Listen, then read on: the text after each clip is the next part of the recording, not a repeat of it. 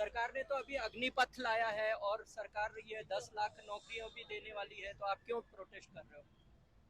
पहली बात तो हम प्रोटेस्ट नहीं कर रहे हैं और दूसरी बात हम नंबर समझते हैं। हम यूनिवर्सिटी स्टूडेंट्स हैं। 10 लाख नौकरी क्या, 5 लाख नौकरियां भी अभी तक नहीं हुई है, वरना बच्चे सड़क पर नहीं उतरते। तो ये जो झूठे वादे हैं सरकार ने जो हमसे किए हैं, उससे हम सवाल तो पूछते ही हैं। बाकी पूरा इंस्टीट्यूशनल जो ढांचा है एजुकेशन का, वो टूट रहा है। ऐसा नहीं है कि हम नहीं समझते कि फंड कट्स हो रहे हैं या नहीं। छोटी चीज़ों से मतलब लाइब्रेरी में किताबें नहीं है, हमारे पढ़ाई करने के लिए स्कॉलरशिप्स हमें नहीं मिल रहे हैं। तो ये एक जद्दोजहद है जो बहुत सालों से चल रही है और ये सवाल बहुत बड़े हैं हमारे लिए, और हम हमारे लिए सबसे ज़्यादा इम्पोर्टेंट यही है। तो पढ़ने तो हमें दिया नहीं जा रहा है, और हम रोहित वेमुला के कैंपस से आते हैं जहाँ दलित बच्चों के पढ़ने के लिए, पहुँचने तक के लिए बहुत बाधाएं हो गई हैं। CUET जो लागू कर दिया गया है, उससे बहुत दिक्कतें होने वाली है हमें, और ये बातें हम समझते हैं, इसीलिए हम आए हैं यहाँ।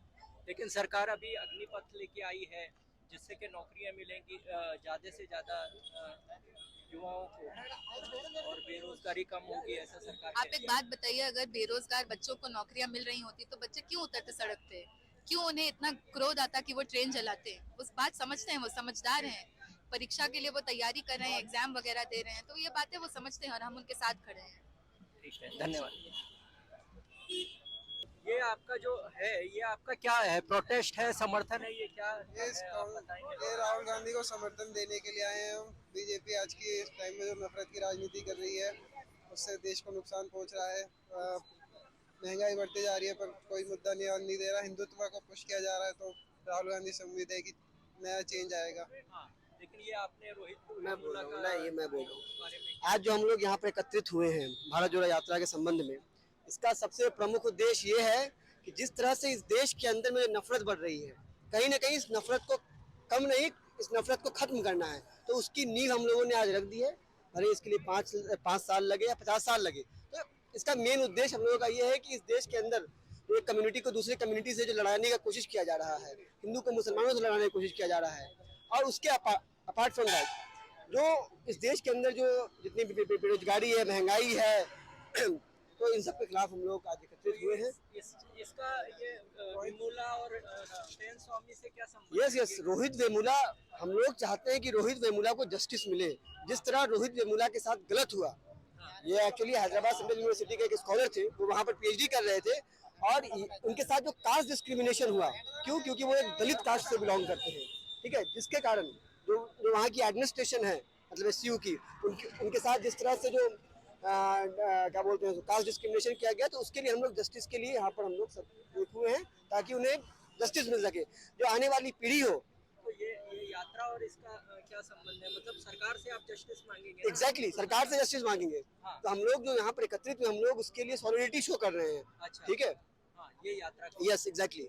जब इनको जस्टिस मिलेगी तो इस कम्युनिटी के जो लोग हैं वो आगे आएंगे, ठीक है, वो आगे आएंगे और अपने पढ़ाई को कंटिन्यू कर सकेंगे, ठीक है।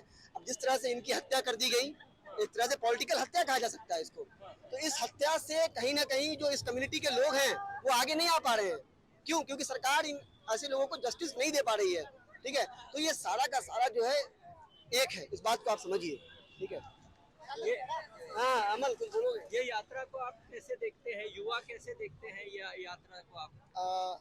See, this is a yatra which has intentions to unite India, whose goal is to unite India, and the kind of polarization that we see in all forms, let it be social, where like Hindu and Musliman cannot see eye to eye these days, and then you have the economic disparities that are happening, where like few companies are getting complete patronage from the state side, where the state is completely backing their business.